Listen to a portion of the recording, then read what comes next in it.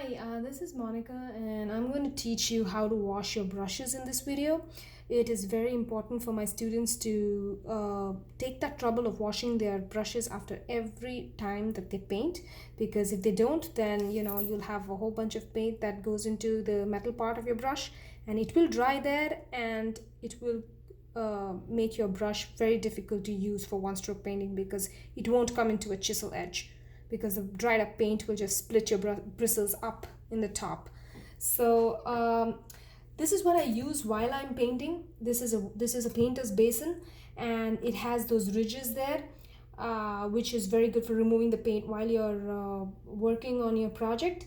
And then this is the place where you can suspend some of your brushes. It has 3 slots where you can suspend, and you can leave the other brushes in for short periods of time. It won't matter. But your better brushes, I would always say suspended so that the tips don't get bent and by touching the bottom of your basin. So how do we use this? The ridges are like vertical. So when we clean our brushes, we're going to clean them horizontally. So we're going to move horizontally like this. And those ridges will help pull off the paint, and it'll be easier for you to go from one color to another color or remove paint when it's going towards your metal part. Okay, if you're using your scruffy brush, and the reason why I'm just using these two brushes to show you is the scruffy brush is a little more it's a little more sturdy, so you can be a little more rough with it and take off all the water with a circular motion like that. But with your flat brush, you would want to go up and down and be a little more gentle with this brush. This is the brush that's really delicate and gets spoiled very easily. So, and then if you want to suspend it, you would suspend it like this. You need to make sure that the water in the suspension area is more than the metal part when it's submerged in. The whole thing should be submerged in, so that no air goes to the bristles and they are staying moist throughout. Okay, so this is the way we use this basin while we are painting. Okay, and it's a very useful thing to have if you like to paint a lot.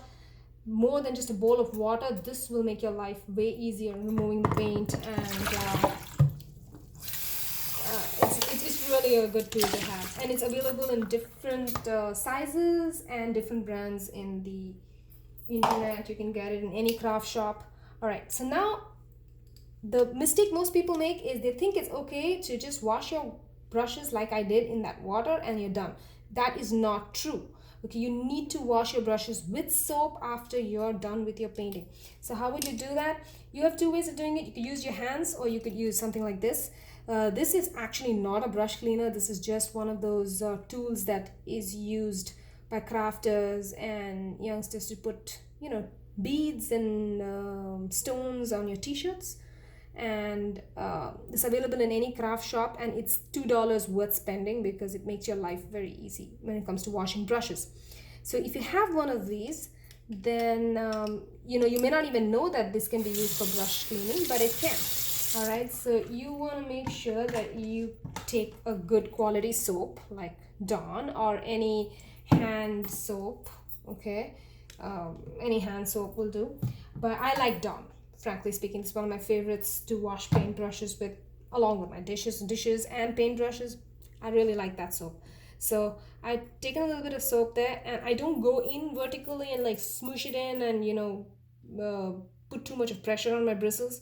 I go almost parallelly and very gently. These spikes will help you kind of comb through the brush and remove all the residue paint out there. Okay, so this is a great way to wash your brushes.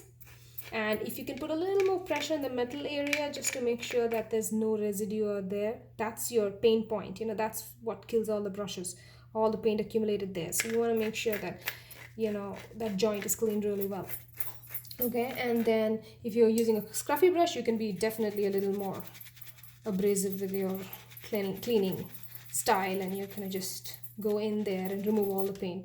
Okay, and then you just wash it off in running water, and you're done almost. Okay, so this is the easiest way, I would say, to wash brushes if you have one of those tools. And I do like putting a layer of soap when I'm done. But before I do that, I want to show you how you would do this with just your hands. Okay, so if you don't have that, if you don't have this tool and you need to use your hands, you can just take soap like this, and then you're going to work it into your brush. Just like you would blend paint into your brush, you would blend the soap into your brush using pretty much the same technique. Okay, and then you're going to just squish it in, make sure it's gone in really well, and you may have to do this multiple times till you get no pigment. All right, then after, what you're going to do is just wipe off the soap like that. Make sure that there is no sedimentation of paint, accumulation out here of paint. You want to just go and take it all off. You don't want anything to be stuck to this corner. Once you make sure that that's done, you can go and wash it off. And same is the case with the scruffy. You're going to just go and scruffy, as I said, you need a little bit more force to kind of remove everything from your brushes. All right, and then you go and wash it off. So that's how you use your hands. Hands may require a couple of more times doing this than if you're using the brush cleaner. I think the brush cleaner removes things much faster. All right, so now what I do is on your flat brushes, just touch the nozzle of your soap dispenser and then very little soap on the edges. Okay, and you will let this dry horizontally.